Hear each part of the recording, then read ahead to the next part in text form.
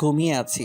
হঠাৎ করে অনুভব করলাম কে যেন আমার ঠোঁটে চুমু খাচ্ছে আর আমার চুলগুলো আলতো করে বুলিয়ে দিচ্ছে। আমি অনুভবকে স্বপ্ন মনে করে আমি ওকে আমার ঠোঁটের সাথে চেপে ধরি আর ঠোঁটে একটা কামড় বসিয়ে দেই। কামড় বসানোর পর উফ শব্দ পেলাম। পেয়ে চোখ খুলতে দেখি আমার মামাতো বোনের ঠোঁট দিয়ে রক্ত বের হচ্ছে আর ও আমার দিকে লজ্জা লজ্জা চোখে তাকিয়ে আছে। আমি তখন বুঝতে পারলাম আমার অনুভবগুলো স্বপ্ন ছিল না, সবগুলোই সত্যি ছিল। আমি ধমকে সরে বললাম, তুমি এখানে কি করো? আর ঠোঁট দিয়ে রক্ত বের হচ্ছে কেন? তুমি তো কামড় দিলে, আবার তুমিই বলতেছো রক্ত বের হচ্ছে কেন? তার মানে তুমি এতক্ষণ এইরকম করলা? ছি ছি ছি, তোমাকে আমি বোনের চোখে দেখি আর তুমি কি না এসব? তুমি জানো তুমি আর আমি অনেক বছরের ছোট বড়, তোমার বয়সের পার্থক্য অনেক। আর তুমি তো পিচ্চি একটা মেয়ে, তোমার সাথে তো আমার যায় না, তুমি এখনো ছোট মানুষ। আমি অত কিছু বুঝি না। আমি তোমাকে ভালোবাসি আর তোমাকেই বিয়ে করব। এই কথা বলার সাথেই একটা থাপ্পড় মারলাম আর বললাম, ছোট মানুষ, এত বড় বড় কথা বলো কেন? কেবল পড়ো দশম শ্রেণীতে আর এখনই প্রেমে পড়েছ? এর সেতু রুম থেকে চলে গেল। থাপ্পড়টা জোরেই দিয়েছিলাম, চোখ দিয়ে পানি বের হইতেছে। যদিও মারার পর আফসোস করতেছি, কারণ আমারও কিছুটা ভালো লাগে সেতুকে, কিন্তু ও আমার অনেক ছোট, ওকে তো অনেক কোলেও নিয়ে থাকছি। আসুন এখন পরিচয় দেই। আমার নাম মোহাম্মদ ফররুখ আহমেদ শুভ। আমি অনার্স চতুর্থ বর্ষে পড়ি আর গল্পের নায়িকা হলো আমার মামাতো বোন। আরটুকু উপরে পড়ছেন। সেতু চলে যাওয়ার পর আবার ঘুম, বোঝেনি মামার বাড়ি আসছি। ঘুম থেকে উঠে কি করব? রাতের সময় মামার বাড়ি আসছি, তাই সেতুর সাথে দেখা হয় নাই। আর ওইসব ঘটনা ঘটলো সকালে। আসলে আমার 5টা মামা আর তারা সবাই এক বাড়িতে থাকে, জয়েন্ট ফ্যামিলি। পরে 10টার পর ঘুম থেকে উঠলাম। উঠে ফ্রেশ হয়ে বাইরে আসতেই 5টা মামি ডাকা শুরু করলো, শুভ আসো ভাত খেয়ে যাও। আমি বললাম, মামি আপনারা কি পাগল হলেন নাকি সবাই ডাকতেছেন সব ঘরে খাবো কেন? মামি আপনারা কি পাগল হলেন নাকি সবাই ডাকতেছেন সব ঘরে খাবো কেন? এদের ভিতরে সেতু আম্মু যেটা ওইটা বেশি ডাকতেছে।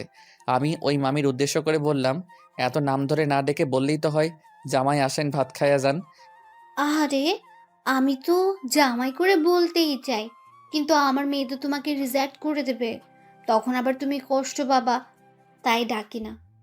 এই কথা বলার সাথে সাথেই সব মামি হাসাহাসি শুরু করলো। পরে নানি ডাক দিল। গেলাম, গিয়ে দেখি নানি ঘরে ভাত নিয়ে রাখছে। নানি খাইতে দিল, আমি খাইতে বসলাম। খেয়ে উঠে শুয়ে থেকে ফোন চাপতেছি আর সকালের কথা ভাবতেছি। তখন মামি ডাক দিল। আমি গেলাম, মামির কাছে যেতেই মামি বলল, কে রে? সকালে কি হয়েছিল?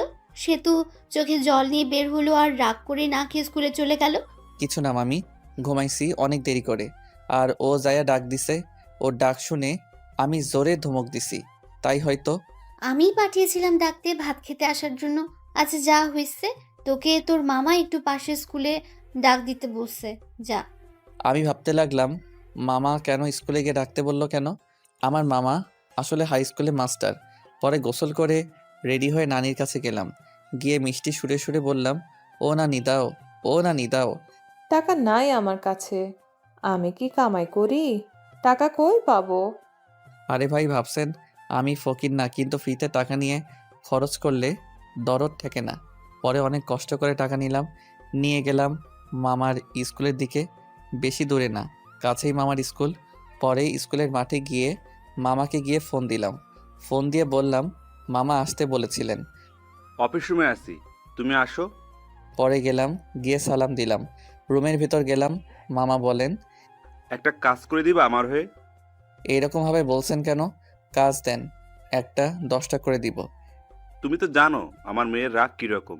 সেতুকে বলেছিলাম ওকে আজকে শপিং করিয়ে দিব, কিন্তু স্কুলের একটা কাজের জন্য নিয়ে যেতে পারবো না। তুমি একটু শপিং করিয়ে নিয়ে আসো। ঠিক আছে মামা। মনে মনে আমার টাকার 12টা বাজবে আজকে। এই নাও টাকা। লাগবে না মামা, আছে আমার কাছে। যেভাবে নিচ্ছি ওইভাবে নাও। কথা বলো কেন? বাইরে মনে সেতু আছে, ডেকে শপিংয়ের কথা বলো, চলে যাবে। পরে টাকা দেখি 5,000। পরে সেতুকে দেখলাম বান্ধবীদের সাথে গল্প করছে। আমি এই স্কুলে পড়াশোনা করছি তাই সবাই চিনে, কেউ কিছুই বলে না। সরাসরি সেতুর কাছে গিয়ে ডাক দিলাম। প্রথম ডাক দেওয়ার পর শুনলো না। পরে বললাম, মামা টাকা দিয়েছে তোমাকে শপিংয়ে নিয়ে যাওয়ার জন্য, না গেলে থাক টাকা মেরে দিব আর কম দামি ড্রেস এনে বলবো এটা কিনেছে। আমি এসব বলছি আর সেতুর বান্ধবীগুলো আমার দিকে হা করে তাকিয়ে আছে। পরে সেতু ওর বান্ধবীদের দিকে লক্ষ্য করে দেখলো যে সবাই হা করে তাকিয়ে আছে আমার দিকে। এটা দেখে সেতু রেগে ওর বান্ধবীদেরকে বলল, ওভাবে দেখে লাভ নাই। ওই চিকনা শুধু আমার। ওর আমার বিয়ে ঠিক হয়েছে। বিয়ের কথা শুনে সেতুর বান্ধবী বলল, আমি তো ভাইয়ার সাথে কালকেও কথা বলছি, ভাইয়া তো বললো বিয়ের জন্য পাত্রী খোঁজা হচ্ছে। আরে তোমাকে বলছি মানে, আর তোমাকে তো আমি চিনি না। ভাই আমার আইডির নাম হলো মিয়া, আমি মন্দ না। ও তুমি সেই মেয়ে? তোমার সাথে বলার সময় ভেবেছিলাম তুমি হয়তো সুন্দরী না, কিন্তু এখন দেখে মনে হচ্ছে আসমান থেকে পরী নেমে এসেছে। এটা বলে সেতুর দিকে তাকাতেই দেখি সেতু আমার উপর রাগে কটমট করছে। মনে হইতেছে আজ তো খেয়ে ফেলবে। ভাইয়া ওইভাবে বলিয়েন না, লজ্জা লাগে। এটা বলার সাথে সাথেই সেতুর যত রাগ আমার উপর উঠেছিল, সব রাগ ওই মেয়েটার উপর যারার জন্য। ইতি দাঁড়া, তোর রাগ ছুটাইতেছি। এটা বলে গিয়ে ইতিকে স্কুল ব্যাগ দিয়ে বাড়ি শুরু করলো আর বলল, শালা, তুই আর আমার হবু স্বামীকে মেসেজ দিবি না। যদি দেস তাহলে তোর 24টা বাজাবো। তুই আর আজে বাজে মেয়ের সাথে মেসেজ রিপ্লাই দিবি না, আর ব্লক করে দিবি। আমি নিশ্চুপ হয়ে শুনলাম। আর কিছু বললে আমাকেই ব্যাগ দিয়ে বাড়ি শুরু করতো। স্কুল থেকে সরাসরি শপিং মলের দিকে রওনা দিলাম। স্কুল থেকে বের হয়ে অটো ডাকলাম। অটোতে যাবা না, রিক্সা করে যাবা। তুমি রিক্সা ডাকো। রিকশায় গেলে শরীরের সাথে সাথে শরীর লাগবে, আর মানুষ দেখলে প্রবলেম হতে পারে। আমরা প্রেম করি, তাই এক রিক্সাতে যেতেই পারি। লোকে কি বলে বলুক, তাতে আমার যায় আসে না। পাগল হয়েছ নাকি? আমরা প্রেম করলাম কবে? আচ্ছা বাদ দাও ওসব, রিক্সা ডাকো, শপিং করতে যাব। পরে বাধ্য হয়ে রিকশা নিয়ে শপিংয়ের উদ্দেশ্যে বের হলাম। রিকশায় অনেক বিরক্ত ফিল হচ্ছে, কারণ সেতু আমার শপিং মলে যাওয়ার আগ পর্যন্ত রিকশার ভিতর আমার হাত ধরেছিল। মনে হইতেছে স্বামী স্ত্রী যাচ্ছি। পরে শপিং মলে ঢুকে এটা কিনে ওটা কিনে, কিনার কোনো শেষ নাই। মামা টাকা দিছিল 5,000, আর কিনতে মোট খরচ হলো 7,000। 2,000 টাকা পকেট থেকে গেল। টাকার জন্য মনটা খারাপ হয়ে গেল। ভাই রে ভাই, মেয়েদের নিয়ে কখনো শপিং করতে যাইস না, জীবন তেনা তেনা বানাই ফেলাই দেয়। শপিং করা শেষ হলে বাড়ির উদ্দেশ্যে রওনা দিলাম। শপিং করতে করতে 3টা বেজে গিয়েছিল। টাইমের দিকে খেয়াল ছিল না, ক্ষুধাও লাগছে। তাই ভাবলাম রেস্টুরেন্টে যায়া কিছু খেয়ে নেই। সেতুকে বললাম, সেতু রাজি হয়ে গিয়েছে। দুজন খেতে গেলাম। রেস্টুরেন্টে ঢোকার সাথেই কে যেন মেইলি কণ্ঠে শুভ কইয়া ডাক দিল। আমি এদিক ওদিক তাকাতেই দেখি কেউ নাই। তখনই আমার সামনে ডাক আসতেছে, কিন্তু চিনতে পারছি না, মুখটাও ভালো করে দেখা যাচ্ছে না। একটু এগিয়ে গিয়ে দেখি আমির প্রাইমারি এবং হাই স্কুলে বান্ধবী জুলেখা। আমি জুলেখাকে দেখেই অনেক খুশি হয়ে গেলাম। পরে ভালো মন্দ জিজ্ঞেস করলাম, কৌশল বিনিময় করলাম। পরে আমি জুলেখার পাশেই বসলাম, আর সেতুকে জুলেখার বান্ধবীর পাশে বসতে বললাম। কিন্তু সেতু দাঁড়িয়ে আছে, তাও আবার রাগী দৃষ্টিতে। কি হলো বস? কে রে মেয়েটা? আমার মামা তো। আর বলতে পারলাম না। আমি ওর হবু বউ, আর এখন ওর প্রেমিকা। আর আপু, আপনি আপনার বান্ধবীর পাশে বসুন, আমি আর উনি একসাথে বসবো। আপনার সাথে বসলে আমার ভালো লাগবে না। উঠুন, উঠে এই পাশে আসুন। অনেক মানুষ, কিছুই বলতে পারছি না, তাই সেতুর কথা মতোই চলতে লাগলাম। আমি আর সেতু বসলাম এবং জুলেখা আর ওর বান্ধবী বসলো। খাবারের অর্ডার দিল। খাবার আসতেই সেতু উঠে হাত মুখ ধুইতে গেল। কে রে, কবে থেকে শুরু করলি? আরে ওসব কিছুই না, আমার মামাতো বোন আমাকে অনেক ভালোবাসে, তাই এই রকম করে। সামথিং সামথিং মামা। এর মধ্যে সেতু চলে এসেছে, তাই চুপ হয়ে গেলাম। টেবিলে খাবার দিয়ে গেছে, খাবার খাওয়া শুরু করলাম। খাবার খেতে খেতে জুলেখা সেতুকে জ্বালানোর জন্য বলতে লাগলো, শুভ, তুই তো অনেক শুকিয়ে গেছিস। আয়, তোকে খাওয়াই দিই। স্কুলে থাকতে তো অনেক খাওয়াই দিয়েছি, হাই স্কুল পাশ করে চলে গেলি, আর খাওয়াই দিতে পারি নাই। কি বলিস এসব? তুই কবে খাওয়াই দিলি? মিথ্যা বলিস কেন? একটা চোখ মেরে জুলেখা বলল। আর গার্লফ্রেন্ডের সামনে অত বোকার শাস্তি হবে না। সেতু আমার দিকে অগ্নি দৃষ্টিতে তাকিয়ে আছে, মানুষের জন্য কিছু বলতে পারছে না। এই উঠ, আর খেতে হবে না, অনেক খেয়েছিস। চল বাড়ি চলে যাব। খাওয়া তো হয় নাই, এখনই যাব মানে? যাবে কিনা বলো, না গেলে ফুফু আম্মুকে বলে দিব তুমি শুধু মেয়েদের সাথে মিস আর মেয়েদের সাথেই করো। আমি বুঝতে পারছি, চলো খেতে হবে না। ওঠার আগে সেতু জুলেখাকে বলল, টাকাটা দিয়ে দিয়েন। জুলেখা শুধু তাকিয়ে তাকিয়ে দেখছে। পরে রেস্টুরেন্ট থেকে চলে এসে রিক্সা নিয়ে বাড়ির দিকে রওনা দিলাম। রিক্সায় ওঠার সাথে সাথেই সেতু বলল, তুমি তো লুচু কেন? আমি লুচ্চা মানে? কি লুচ্চামি করছি তোমার সাথে? হ্যাঁ, সকালে এত জোরে কিস করছো যে আমার ঠোঁটটাই কেটে গেছে। আবির ওই মেয়ে নাকি তোমাকে ভাত খাওয়াই দিছে? সি সি, আমরা তো ওরই কাউকে তো কিছুই খাওয়াই দেই না। তুমি ছোট থাকতেই খাওয়াই দিছে, এখন অনেক বড় হয়েছো, এখন মনে হয় অনেক কিছু খাও মেয়েদের কাছ থেকে। আর আমি তো আগে মেয়েদের সাথে কথা বলি নাই, আর এখন মেয়েটা কি খাওয়াবে? হ্যাঁ, মিথ্যা বলো কেন? জুলেখা তো আমার সামনেই বললো। মিথ্যা বলছে জুলেখা? আরও সে তো অনেক কথাই বলল। বলতে বলতে বাড়িতে এসে গেছি, পরে ভাড়া দিয়ে দিলাম। বাড়িতে এসে ফ্রেশ হয়ে একটু বসে আছি আর ভাবছি আমার টাকা গেল 2050 টাকা। সে তো কি মামাকে বলে টাকাটা দিয়ে যাবে? 50 টাকা না দিলেও চলবে, কিন্তু আর বাকি টাকা দিলে ভালো হতো। আরে ভাই, ভাবছেন এত টাকার চিন্তা করছি কেন? আসলে আমি মধ্যবিত্ত ফ্যামিলি থেকে বড় হইতেছি, কিন্তু আমার নানা অনেক ধনী ব্যক্তি। সেই সুবাদে মামাদেরও অনেক টাকা।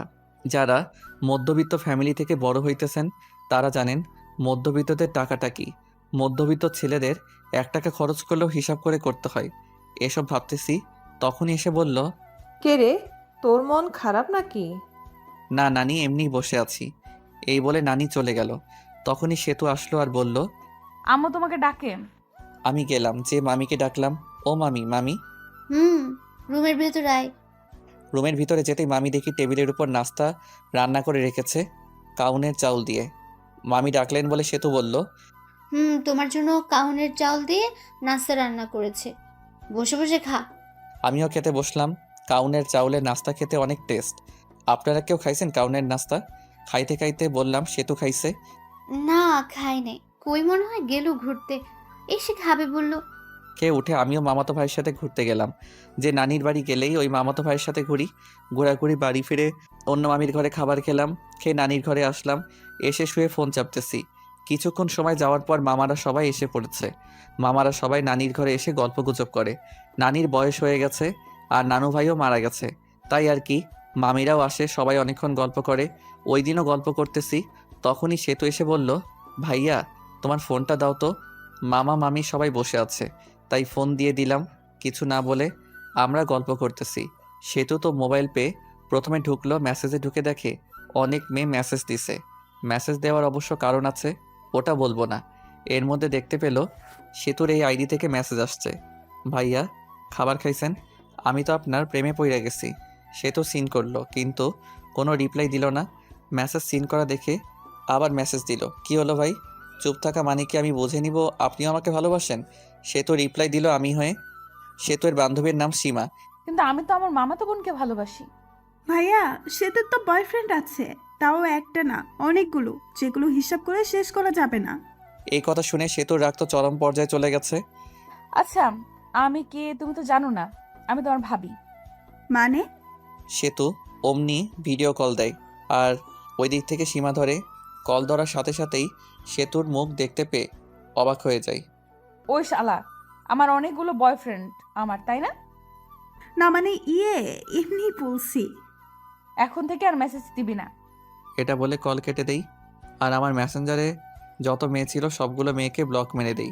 এমনকি যেসব আমার ফ্রেন্ড লিস্টে ছিল সব মেয়েকেই ব্লক করে দেই, আর মেসেঞ্জারে সব চ্যাট মুছে ফেলে।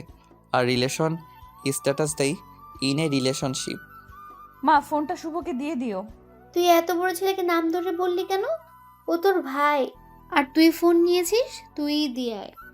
পামু না। মামি আমাকে ফোন দিয়ে গেল।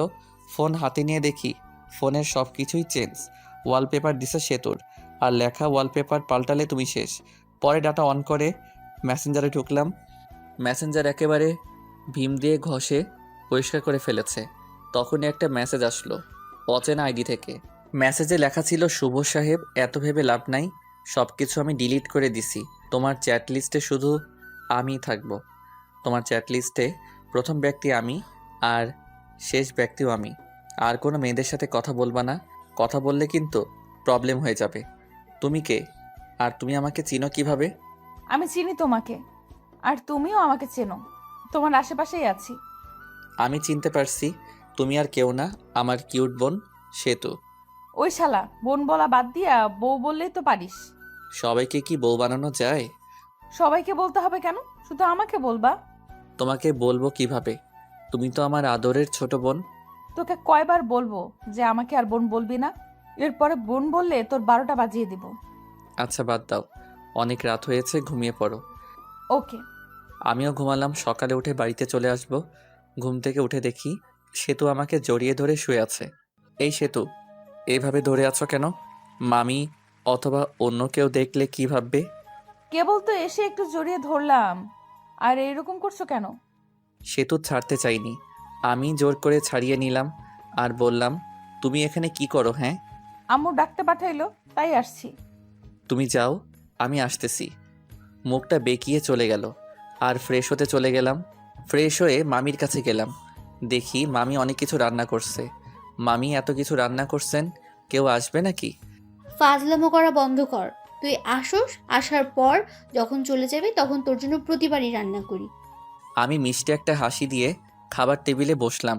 পাশে সেতু ছিল, তাই সেতুর দিকে তাকিয়ে দেখি মুখটা মলিন হয়ে গেছে। মুখ মলিন হয়েছে হয়তো আমার যাওয়ার কথা শুনে। আমি থাকলে হয়তো কিছুদিন মজা করতে পারতো আমার সাথে। রংপুর চলে যাবা কবে?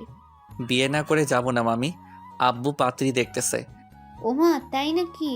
চোখের সামনে পাত্রী থাকতে আবার পাত্রী খোঁজা লাগে? কিরে সেতু, মনে মনে কি বলিস? আসলেই বিয়ে করবা? আপনিও না মামি, বিয়ে করলে আপনারা জানবেন তো। খাবার খেয়ে রুমে এসে কাপড়গুলো ব্যাগে তুলতেছি, তখনই সেতু আসলো আর বলল, তোমার সাথে কিছু কথা আছে। আমি শুনতেছি, বলো। আমার হাত ধরে নিয়ে গিয়ে খাটের উপর বসালো আর সেতুর আমার সামনে দাঁড়িয়ে আছে। কিছু সেকেন্ড দাঁড়িয়ে থাকার পর সরাসরি আমার ঠোঁট দুটো লেপ্টে নিল ওর ঠোঁটের সাথে। কিছুক্ষণ পর ছেড়ে দিল আর বলল, আমি তোমাকে অনেক ভালোবাসি, তোমাকে ছাড়া আমি বাঁচবো না। আই লাভ ইউ শুভ।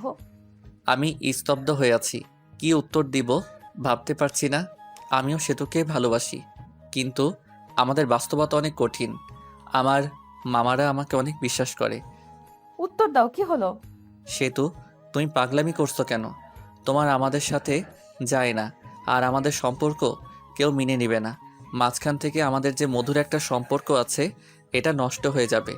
আর আমার মামা মামিদের ভালোবাসা থেকে বঞ্চিত হতে চাই না। আর তোমাকে ভালোবেসে তোমাকে নিয়ে হয়তো পালিয়ে গেলাম। পালিয়ে গেলে মামা মামিদের কাছে থেকে আগের মতো ভালোবাসা পাবো না। আর তোমরা উচ্চ ফ্যামিলির মেয়ে, আর আমরা নিম্ন মধ্যবিত্ত ফ্যামিলির ছেলে। তোমার আব্বুকে বললে সে কোনো কারণেই রাজি হবে না। এর ভিতর একটা কারণ হলো আমরা নিম্ন মধ্যবিত্ত। আর আমার আরেকটা সমস্যা আছে, যেটার কারণে আমি কোনোদিন হয়তো বিয়ে করতেও পারবো না। ওই সমস্যার কারণ শুনলে তোমার আব্বু আম্মু কেউ রাজি হবে না। আশা করি তুমি বুঝতে পারছো। তুমি এখন অনেক ছোট, আগে বড় হও, তখন সব কিছু বুঝতে পারবা। তুমি যে আমাকে ভালোবাসি বলতেছো, এটা তোমার আবেগ, যেটা বেশি দিন থাকবে না। কিছুদিন পর এই ভালোবাসা শেষ হয়ে যাবে, তখন আর আমাকে ভালো লাগবে না। তুমি তখন কলেজে যাবা, তখন তোমার অনেক বন্ধু বান্ধবী হবে, আর তোমার বন্ধুরা সবাই গার্লফ্রেন্ড বয়ফ্রেন্ড নিয়ে ঘুরতে যাবে। তুমি তো ঘুরতে পারবে না। তখন মনে হবে কার সাথে প্রেম করি, যার সাথে একদিনও ঘুরতে পারি না। কলেজে যাবা, আমার থেকে অনেক সুন্দর সুন্দর ছেলে দেখতে পাবা, আর তোমাকে প্রপোজ করবে কারণ তুমি অনেক সুন্দর। আর ওই প্রপোজ পেয়ে মনে মনে বলবা, কত সুন্দর সুন্দর ছেলে প্রপোজ করে, আর আমি কিনা পড়ে আছি শ্যামলা একটা ছেলের কাছে। তখন আর আমাকে ভালো লাগবে না, আমাকে তোমার বোরিং মনে হবে। এই শোনো, আমি আর এখন ছোট নাই। আমি সামনে এসএসসি পরীক্ষা দেব, আর যারা দশম শ্রেণীতে পড়ে তারা ছোট হয় না। আমি বড় হয়েছি, আর আমি সব কিছুই বুঝি। আর তোমাকে আমি সত্যিই ভালোবাসি। এই ভালোবাসা কোনো আবেগ না। আমি তোমাকে নবম শ্রেণী থেকে ভালোবাসি। I really love you. এটা কখনো সম্ভব না। কেন সম্ভব না বলো? আমার অনেক বড় একটা প্রবলেম আছে। কি সমস্যা আমাকে বলো, আমি সব রকম সমস্যায় মেনে নিব। তোমার মতো কত মেয়ে বলল, শুভ তোমার সমস্যা থাকলেও আমি তোমাকে ভালোবাসবো, আর শোনার পর সবাই চলে গেল। আমি যাব না, বলো। আর একটু বড় হও, তখন বলবো। ভালো থেকো। আবার মনে হয় কবে আসি না আসি, দেখা হয় না হয়। এই বলে ঘর থেকে বের হয়ে আসি আর চলে যাই নানির কাছে। সব মামা মামির সাথে দেখা করে বিদায় নিয়ে আসলাম। সেতুকে একবার ভালো করে দেখলাম, দেখি সেতুর চোখে জল এসে পড়েছে। পরে আমি বাড়িতে এসে সেতুর সাথে ঘটনাগুলো সব বলি, শুধু কিসের কথা বাদ দিয়ে। আসলে আমি আর আম্মু ফ্রেন্ডের মতো। আমি ছোট থেকে আম্মুর সাথে শেয়ার করি। পরে কিছুদিন পর রংপুর ভার্সিটিতে চলে যাই। এর মাঝে সেতুর সাথে অনেক কথা, ভালো মন্দ এগুলোই জিজ্ঞেস করা হয়েছে। একদিন ভার্সিটিতে গিয়ে একটা মেয়ে বন্ধুর সাথে সেলফি তুলি আর ফেসবুকে পোস্ট করি। সেই পোস্ট সেতু দেখে ইনবক্স মাথায় তুলে ফেলে। ওই মেয়েটি কে? আমার বান্ধবী। বান্ধবী তাই কি হয়েছে? হ্যাঁ, ওই রকম ভাবে কাছাকাছি বসে সেলফি তোলা লাগবো নাকি? আমি তোমাকে কোনো মেয়ের সাথে সহ্য করতে পারি না। এরপর যদি আবার মেয়েদের সাথে সেলফি তুলো তাহলে আমি কিছু করে ফেলবো আর দোষ দিব তোমার। আচ্ছা ঠিক আছে, বলবো না। আমার অনার্সে পরীক্ষা দেই আর সেতু এসএসসি পরীক্ষা দেয়। সেতুর সাথে আমার অনেক কথা হয় 1 বছর। বলতে পারেন জিএফ বিএফ যেরকম করে কথা বলে আমরাও সেরকমভাবেই কথা বলি। 1 বছর সেতু আমার কাছে অনেকবার শুনতে চাইছে আমার প্রবলেম, কিন্তু আমি বলি নাই। এখন আমি চাকরি খুঁজছি আর সেতু ইন্টারে পড়ে। সেদিন শুধু জিজ্ঞেস করে, তোমার সমস্যাটা বলো। আমারও ধৈর্যের বাঁধ ভেঙে যায়। আর আমি বলি, আমি কোনোদিন বাবা হতে পারবো না। একটা অ্যাক্সিডেন্টে সমস্যা হয় আর ডাক্তার বলে আমি আর বাবা হতে পারবো না। সে তো শুধু মেসেজ সিন করলো আর হার্ট একটা ইমোজি দিল। পরে অফলাইনে চলে গেল। আমি অবশ্য জানি কেন চলে গেল।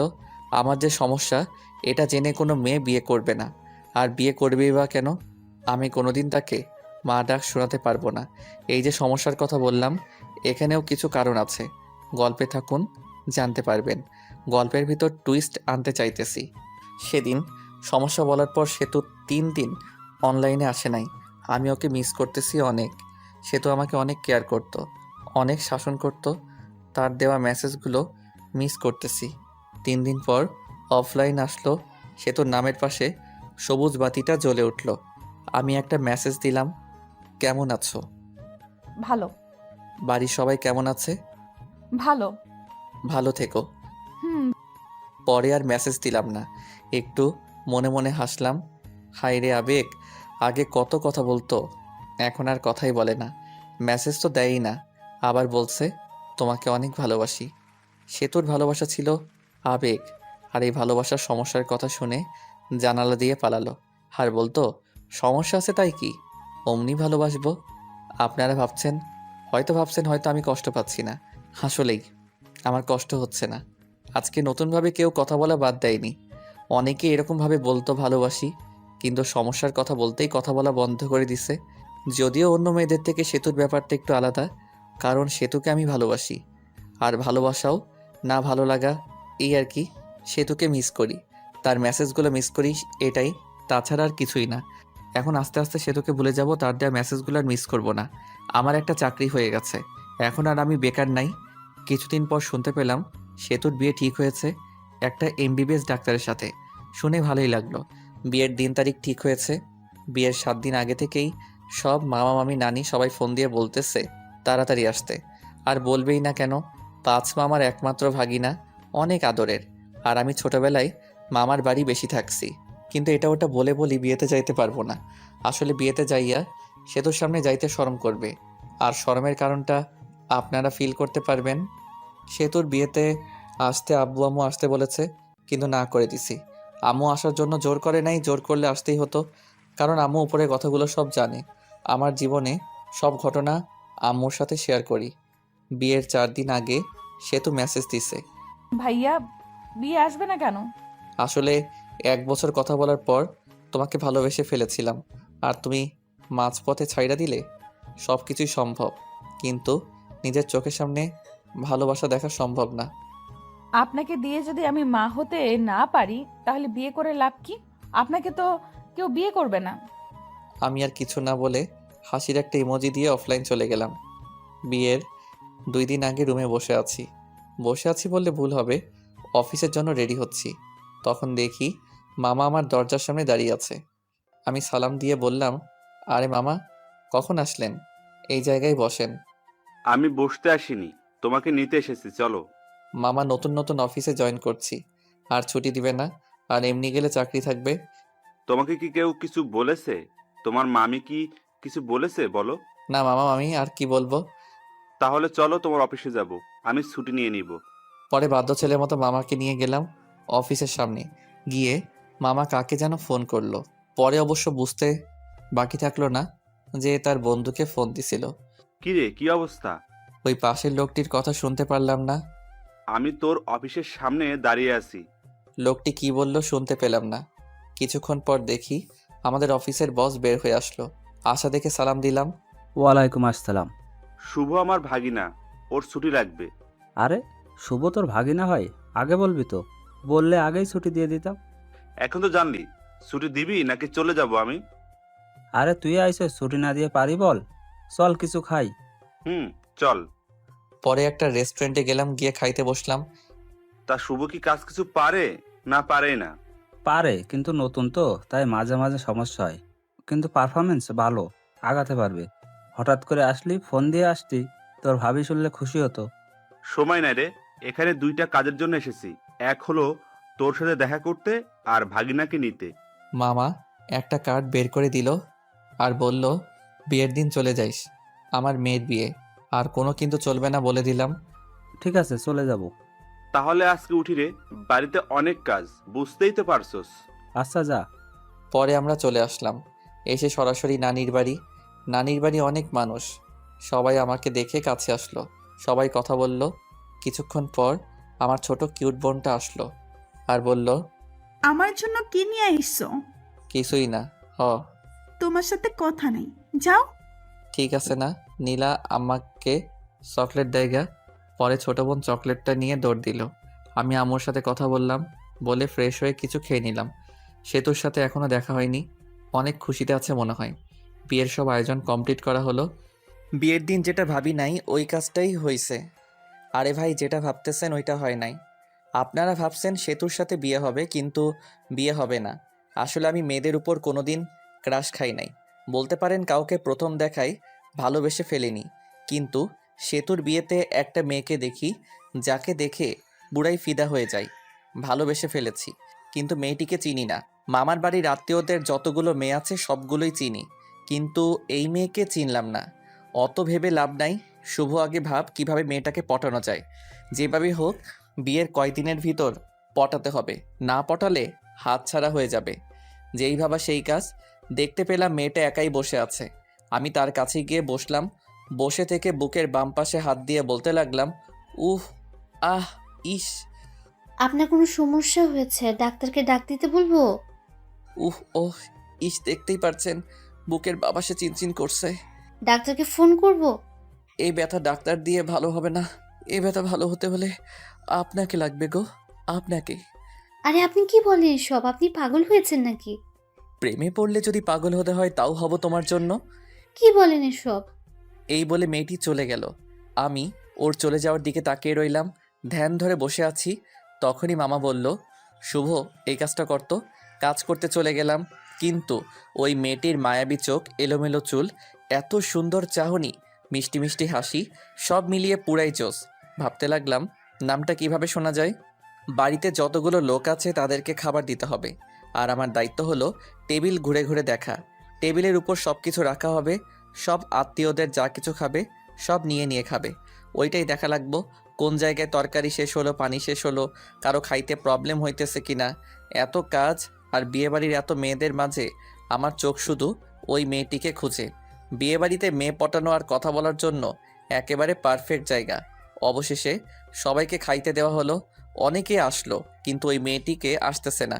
কিছুক্ষণ পর সেতুর বড় বোনের সাথে আসলো ওই মেয়েটি। পরে খাবার পরিবেশন করা হলো। আমি আসতেই রিধি আপু যে টেবিলে বসেছে ওই টেবিলে গেলাম। রিধি আপুকে বললাম, একা খাচ্ছ? একলা খাবো কেন?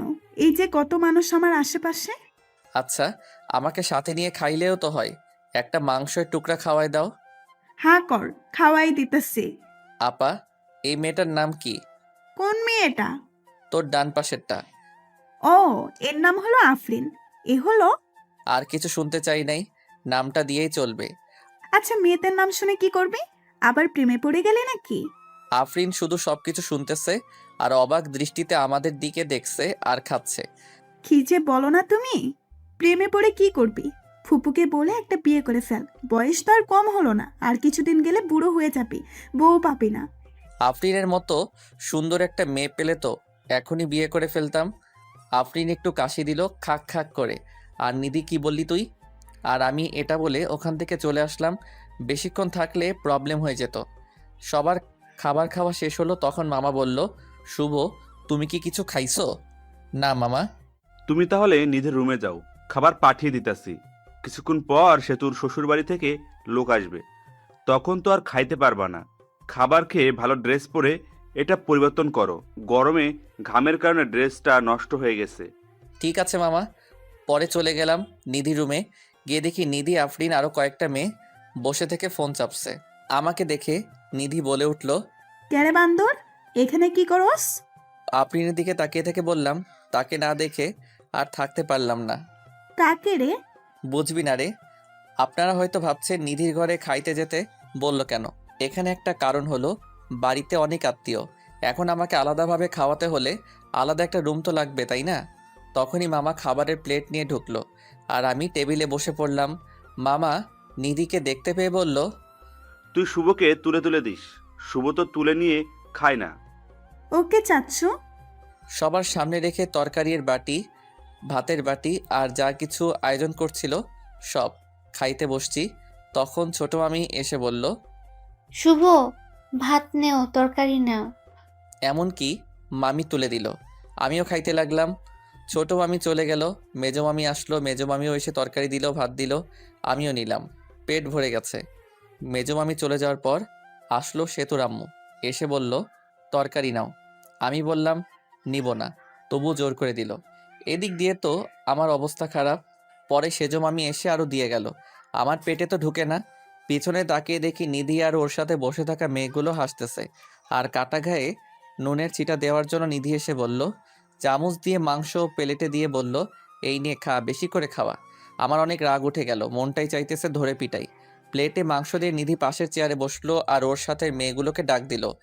আই, আমরা সবাই ওর পাশে বসে থাকি, যাতে ও খাওয়া বাদ দিয়ে পালাতে না পারে। ব্যাককেল মেয়েগুলো সবাই পাশে এসে বসলো, সাথে আফরিন সহ। আফরিন মনে মনে বলতেছে, আমাকে অনেক জ্বালাইছোস, এখন একটু প্রতিশোধ নেই।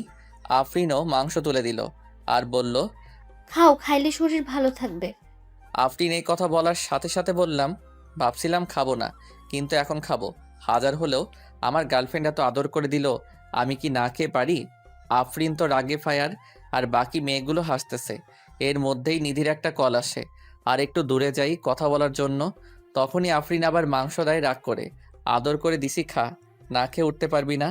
এবার দেওয়া দেখে রাগ উঠে গেল, এত খাবার খাওয়া যায় নাকি? রাগ ওঠার কারণে মাংসের ঝোল ঠোঁট দিয়ে ভরিয়ে নিলাম আর আফরিনের অপ্রস্তুত অবস্থায় সরাসরি লিপ কিস করি। লিপ কিস করেই দৌড়। পরে আর আফরিনের সামনে যাইনি। কিছুক্ষণ পর সেতু শ্বশুরবাড়ির লোক আসবে, সেই জন্য সবকিছু আরো সুন্দর করে সাজানো হলো। কিন্তু যেই সময় এই সেতু শ্বশুরবাড়ির লোকজন আসার কথা ছিল, ওই সময় পার হয়ে যাচ্ছে, কিন্তু কেউ আসছে না। তখন মামা কল করে ঘটকের কাছে। ঘটক মনে হয় কি বলল, তা শুনে মামা চোখে পানি এসে পড়েছে এবং মামা মাথায় হাত দিয়ে বসে পড়ল। পরে আমি আরও মামা এগিয়ে গেলাম, গিয়ে জিজ্ঞেস করলাম কি হয়েছে। মামা যা বলল তাতে তো আমার হুঁশ উড়ে যাওয়ার মতো অবস্থা। কথা হলো, সেতুর যার সাথে বিয়ে হওয়ার কথা ছিল সে নাকি অন্য মেয়েকে নিয়ে পালিয়ে গেছে। বাকি মামারা ওই মামাকে সান্ত্বনা দেওয়ার জন্য বলল, চিন্তা করিস না, আমরা তো আছি। সেতুর আব্বু উঠে আমার দিকে তাকালো আর বাকি মামারাও আমার দিকে তাকালো। তারপর মামারা কি মনে হয় চোকাচুকি করে চলে গেল আমার বাপের কাছে। আব্বুকে কি যেন বলল, আব্বুও হ্যাঁ হু করলো। পরে আম্মুর কাছে গিয়ে ওই কথাগুলোই বলল। পরে আম্মু আমার কাছে আসলো আর বলল সেতুকে বিয়ে করতে, কিন্তু আম্মু, সেতু তো আমাকে পছন্দ করে না।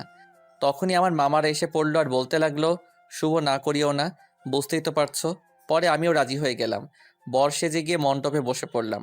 বিয়ে পড়ানো শেষ হলো, বর কনে একসাথে করে মিষ্টি করানো হলো।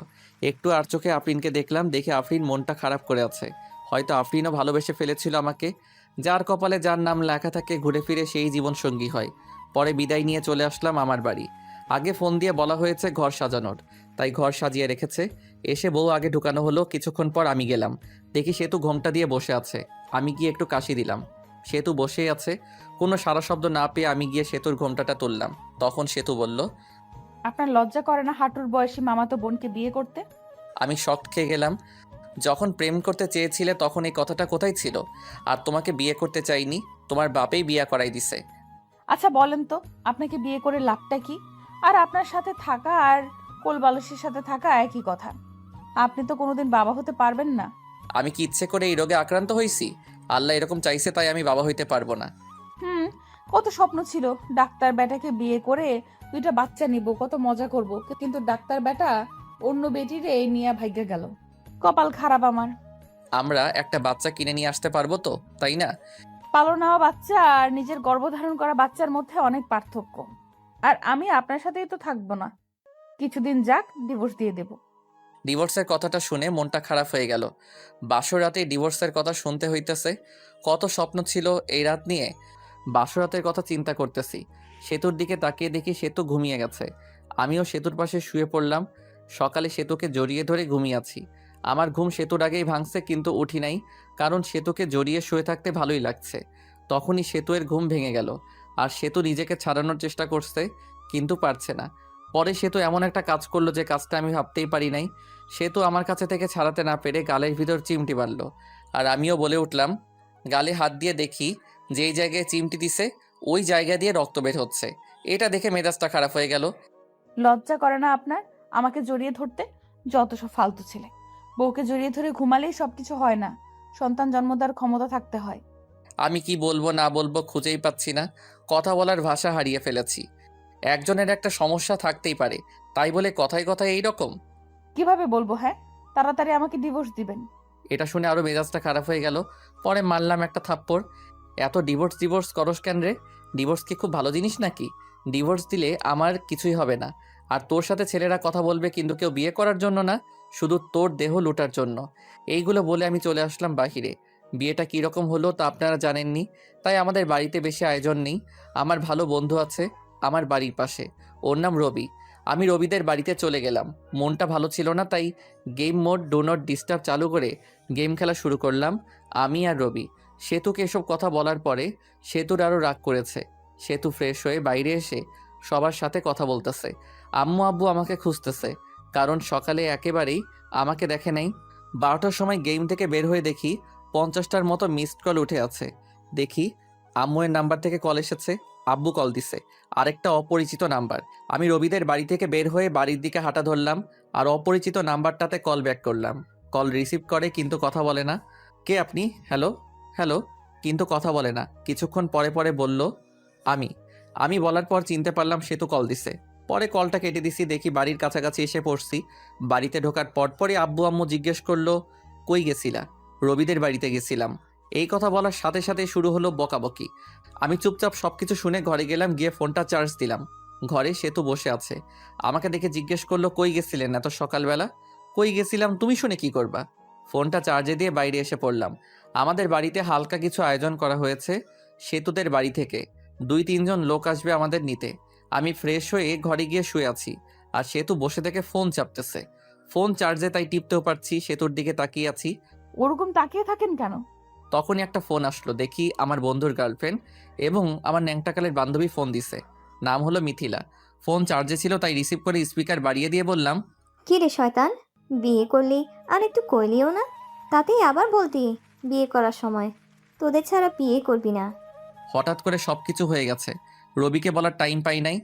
রবি বলল তোর বউ দেখতে একদম বাজে। আমার দেখে রবির হিংসা হয়েছে, ওটা সুন্দর না তাই। আরও কি শুনলাম? কি শুনলি?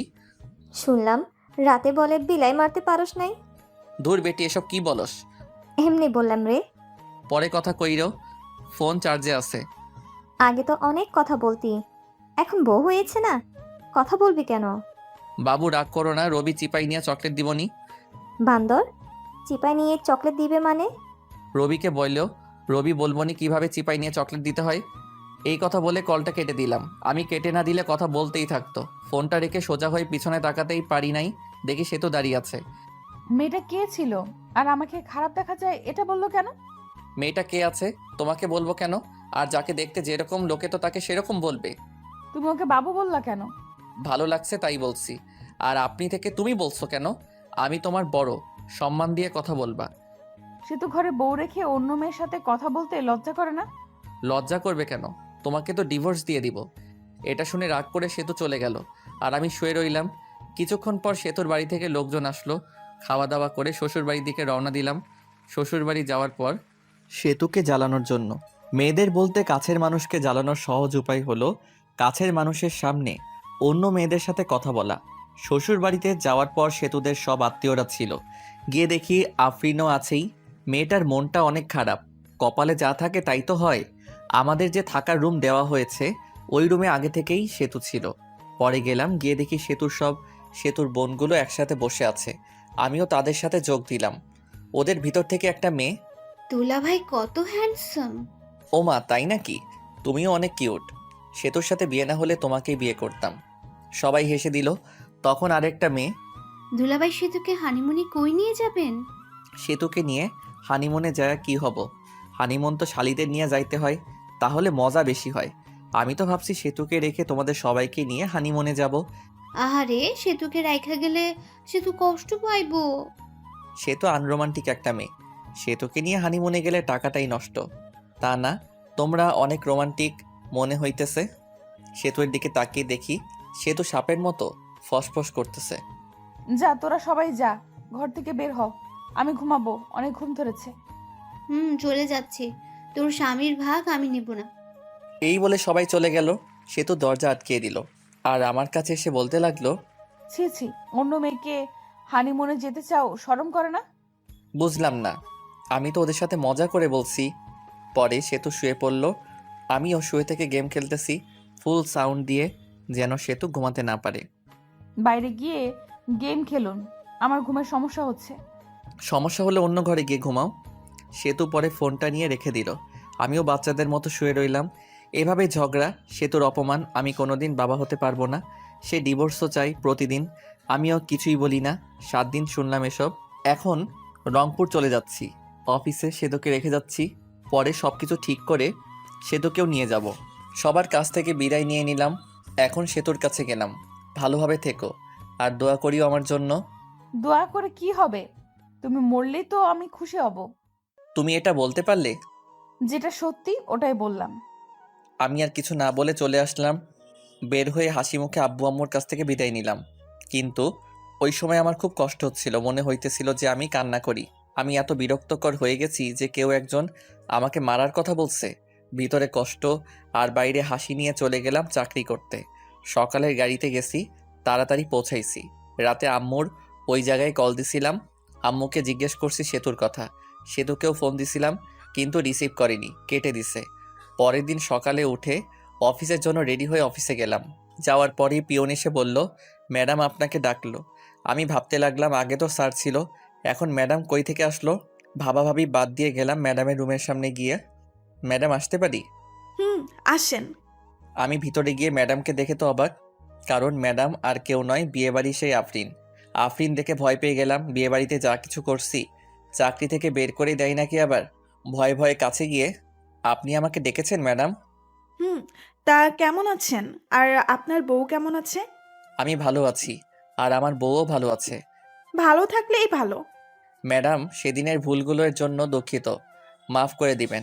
ওইসব আমি ভুলে গেছি। আপনার বউকে সাথে নিয়ে এসেছেন? না, কিছুদিন পরে নিয়ে আসব। নিয়ে আসলে আমাদের বাড়িতে নিয়ে যান সময় করে। আপনি বসের কি হন? আপনার বস আমার বাবা হয়। এমনি আপনার সাথে দেখা এবং অফিসটা ঘুরে দেখতে এসেছি। ম্যাডাম তাহলে আসি, অনেক কাজ করতে হবে, অনেক দিন পর আসলাম, দেখতেই তো পারছেন। এরপর কোনোদিন দেখা হলে ম্যাডাম বলবা না, নাম ধরে বলবা এবং তুমি করে বলবা। জি। পরে আসলাম কেবিনে। কেবিনে বসে কাজ করা শুরু করলাম। কাজ শেষ করে ম্যাচের দিকে রওনা দিলাম। আজকে অফিস ছুটির আগে বের হয়েছি, কারণ হলো একটা বাসা খুঁজে বের করতে হবে। ম্যাচে তো আর বউ নিয়ে থাকা যাবে না। বাসা খুঁজেও পেলাম। বাসা ঠিক করে ম্যাচে ফিরলাম। পরের দিন বাসায় শিফট হব। পরে বাসায় শিফট হলাম। এখন বাসায় থেকে অফিস যাওয়া আসা করি। আমি রংপুর এসেছি 7 দিন হয়ে গেছে। এই 7 দিনে সেতুকে কল মেসেজ দিছি, কিন্তু কোনো রিপ্লাই পাইনি।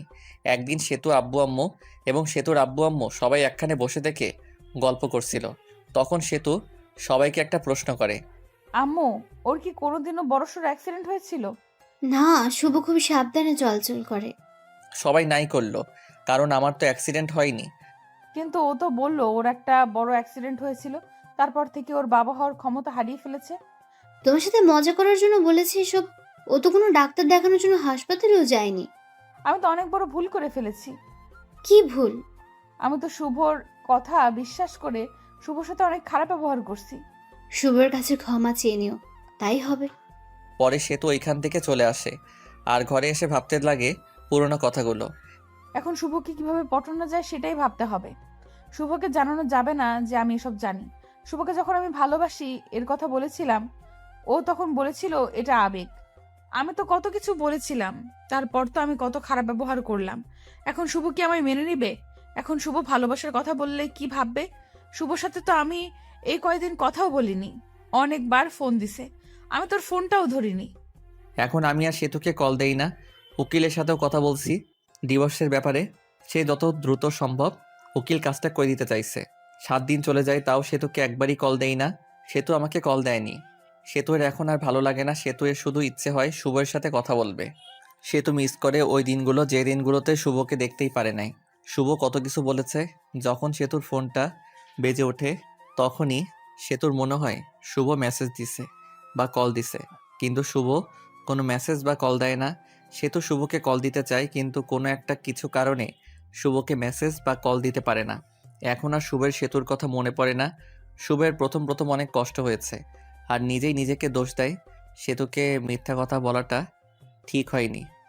এদিকে সেতু সবসময় মন মরা হয়ে বসে থাকে, কারোর সাথে বেশি কথা বলে না, শুধু শুভের কথা ভাবে।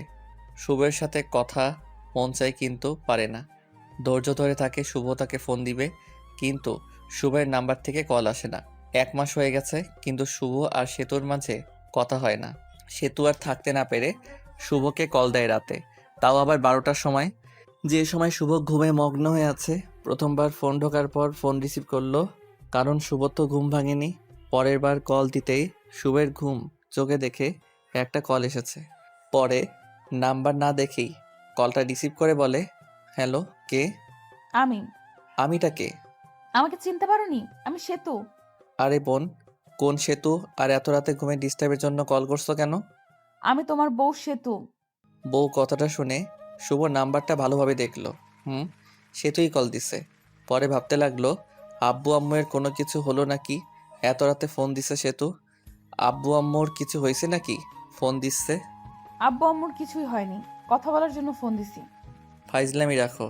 বিএফ লগে ভাইগা গেছো নাকি? আবার এখন প্রবলেম হয়েছে দেখে ফোন দিছো? আচ্ছা, কোনো কিছু ভেবো না, সরাসরি আমার এখানে চলে আসো, আমি সবাইকে ম্যানেজ করে নিব। ঘরে স্বামী থাকতে অন্য পুরুষের সাথে পালিয়ে যাব কেন? স্বামী তো শুধু কাগজে কলমে। আচ্ছা বাদ, কালকে অফিসে যেতে হবে বাই। আর এত রাতে কোনোদিন কল দিবা না, যত সব ফালতু। এটা বলে ফোনটা কেটে দেই আর বন্ধ করে রেখে ঘুমিয়ে পড়ে। এদিকে সেতুর মনটা আরও খারাপ হয়ে যায়। আমি কি এতটাই খারাপ ব্যবহার করেছি যে শুভ ভেবে নিতেছে আমার বয়ফ্রেন্ড আছে? ছি ছি, নিজেকে নিজের উপর ঘৃণা হচ্ছে। আর কিভাবে শুভ আগে মেসেজ দিত, কেমন আছো, কি করো, কথা বলার জন্য ফোন দিত, আর এখন কথাই বললো না, ঘুরে ফিরে আমাকে অপমান করলো।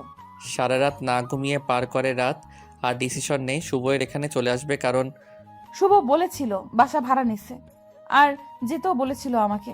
সকালে উঠে আব্বুর কাছে গিয়ে বলে, আব্বু আমাকে শুভর বাসায় রাইখা আসেন, আমি যাব, এটা ওকে বলবেন না। আব্বুও মেনে নেয়, আর বিকেলের গাড়িতে তারা রওনা দেয়। আমার এখানে এসে আব্বুর দরজায় কলিং বেল চাপ দিই। শুভ তখন ভাবতে থাকে এই সময় আবার কে আসলো। অলসতা নিয়ে দরজা খুলতে যায়, দরজা খুললে তো অবাক শুভ। শুভ তখন আব্বুকে বলে, তোমরা আসবা, বলবা না আসলে স্ট্যান্ডে আগায় যেতাম। সেতু বলল তোকে সারপ্রাইজ দেবে, তাই না জানিয়ে চলে আসলাম। আচ্ছা বসো, তোমাদের খাবারের ব্যবস্থা করি। শুভ সেতুর সাথে কোনো কথাই বলে নাই। একবার তাকিয়ে দেখেছিল সেতু অনেক শুকনা হয়ে গেছে। মনে হলো অনেক দিন ধরে খাবার ঠিকমতো খায় না আর ঘুমায়ও না। সেতুকে দেখেও না দেখার ভান করলো। সেতু আমার দিকে অসহায়ের মতো তাকিয়ে আছে। সেতুর দিকে লক্ষ্য না করে আমি খাবার কিনতে গেলাম। অবশ্য নিজেই রান্না করে খাই। আজকে শরীরটা ভালো ছিল না, তাই রান্না করিনি। হোটেল থেকে খাবার এনে আমি আব্বু সেতু খাইতে বসছি। তুমি কি প্রতিদিন বাজারের কেনা খাবার খাও নাকি? না আব্বু, রান্না করেই খাই। আজকে ভালো লাগছিল না, তাই রান্না করিনি। তোমরা আসবে জানলে রান্না করতাম। আরে ভাই, আমি সব কিছুই রান্না করতে পারি। এই সব কিছু রান্না আমার মা আমাকে শিখাইছে। খাবার খেয়ে আব্বুকে রুমে দেখিয়ে দিলাম, আর আমি আমার রুমে চলে আসলাম। সে তো আগে থেকে আমার রুমে গিয়ে বসে আছে। আমার রুমটা অনেক সুন্দর করে সাজিয়ে রেখেছি। রুমটা এমনভাবে সাজিয়েছি যেটা লিখে প্রকাশ করতে পারছি না। ঘরে গিয়ে দেখি সেতু বিছানায় শুয়ে কার সাথে যেন কথা বলছে। কথা বলা দেখে জিজ্ঞেস করলাম, বিএফের সাথে কথা বলো নাকি? তখন সেতু ফোনটা রেখে, আচ্ছা তোমার সমস্যাটা কি বলো তো? সেদিন এই বিএফ এর কথা, আবার আজকেও বলতেছো বিএফ এর কথা। আমি অতটাও খারাপ না যে ঘরে স্বামী রেখে অন্য ছেলের সাথে প্রেম করব। পরবর্তীতে এরকম কথা বলবেন না।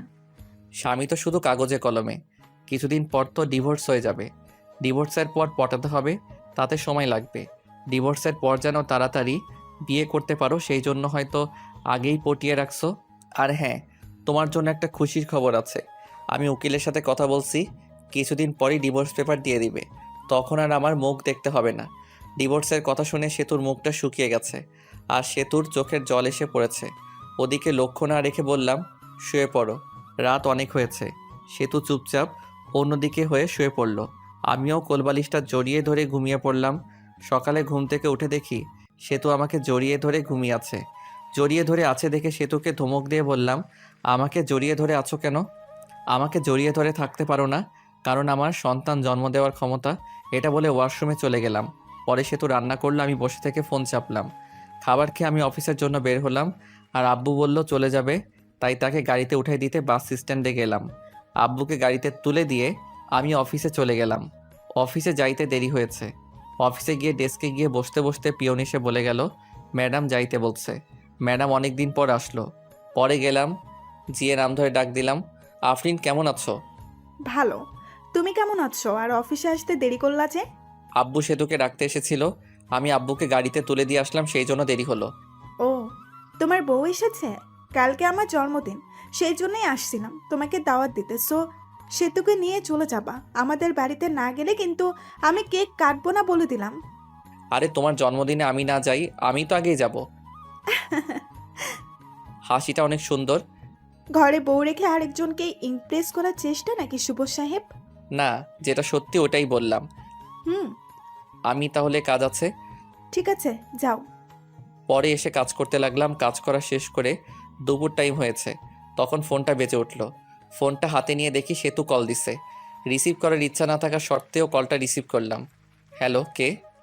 আমি। ফোন দিছো কেন? দুপুরে খাবার খাইছো? খাইলেই কি আর না খাইলেই কি?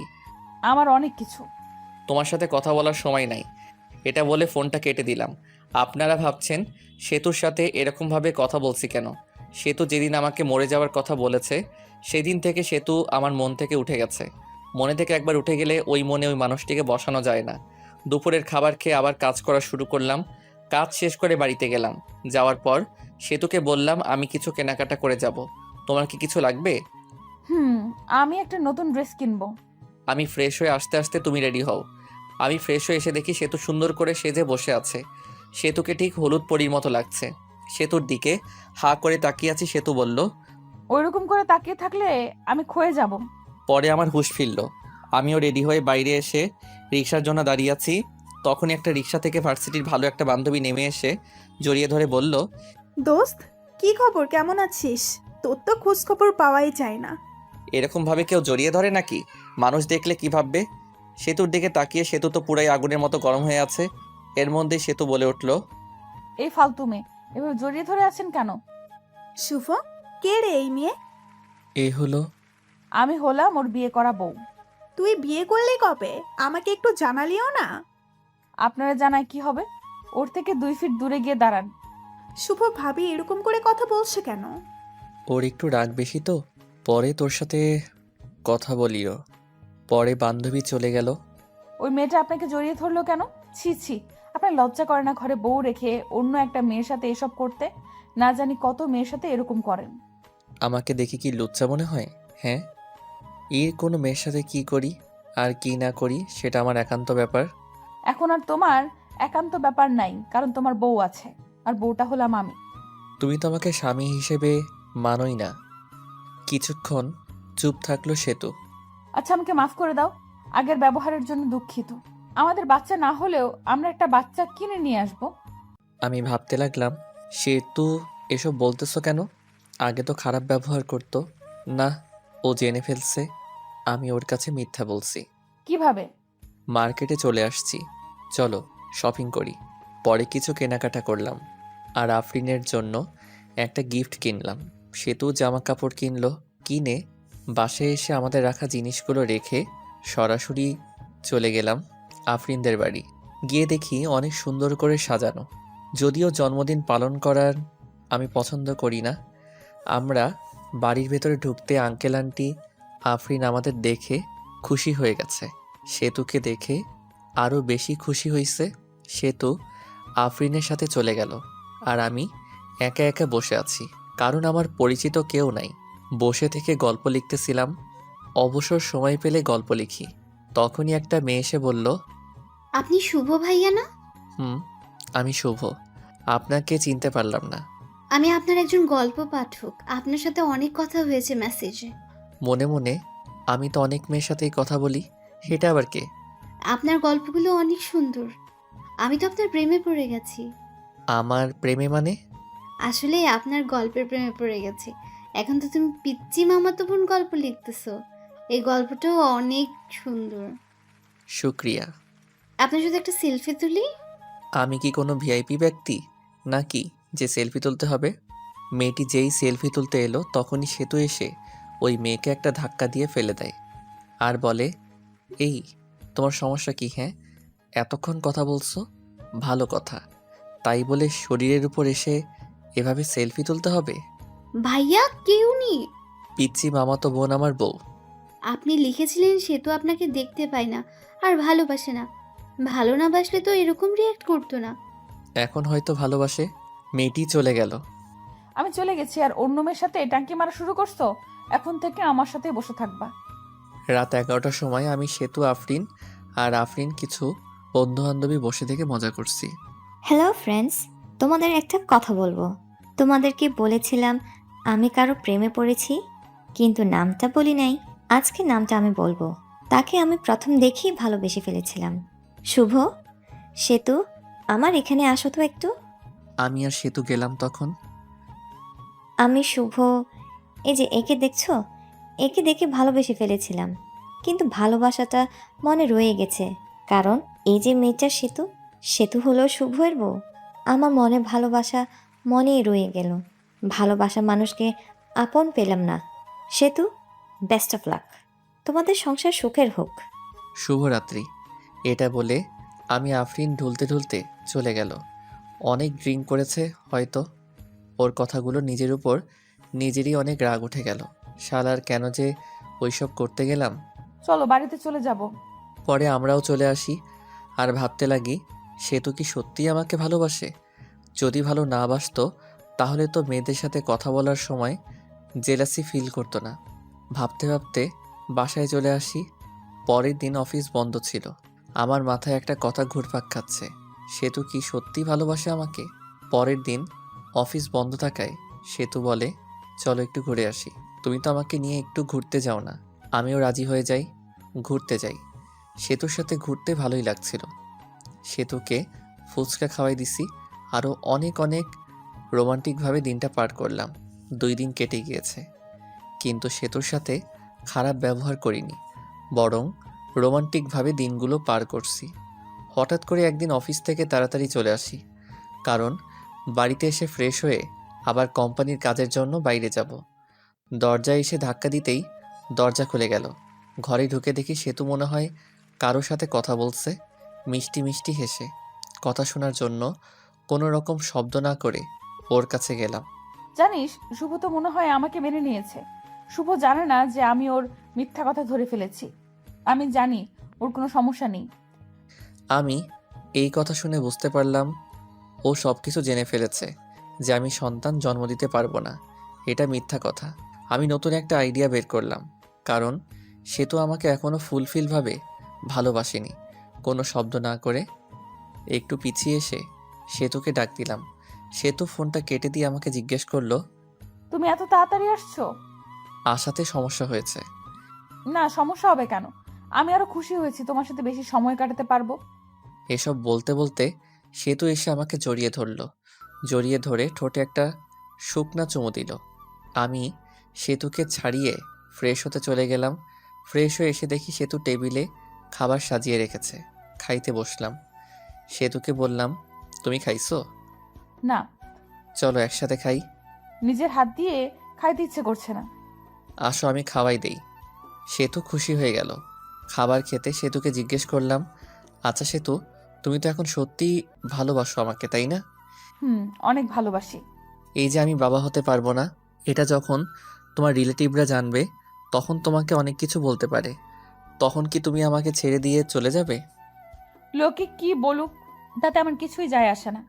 আমি তোমাকে কখনোই ছেড়ে যাব না। আমি দীর্ঘ একটা নিঃশ্বাস নিলাম। কথা বলার মাঝেই খাবার খাওয়া শেষ। খাবার খাওয়া শেষ হওয়ার পর রেডি হয়ে সেতুকে একটা চুমু দিয়ে কাজের জন্য বের হলাম। বাড়ি থেকে বের হয়ে একটা বন্ধুর সাথে দেখা করলাম। ওই বন্ধুর বড় ভাই ডাক্তার, আর তাকে দিয়ে একটা মিথ্যা রিপোর্ট বানাবো।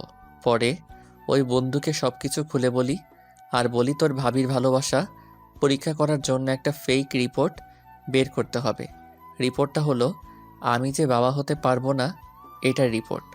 বন্ধু প্রথমে রাজি হয়নি, পরে অনেক জোরাজোরিতে রাজি হয়েছে। পরে সব কিছুই বুঝিয়ে দিয়ে চলে গেলাম আমার কাছে। কাজ থেকে আসলাম, আর আসার সময় সেতুর জন্য আইসক্রিম আর ফুচকা নিয়ে আসলাম, যা দেখে সেতু অনেক খুশি হয়ে গেল। প্রতিদিনই অফিস থেকে আসার সময় সেতুর জন্য কিছু না কিছু নিয়েই আসি।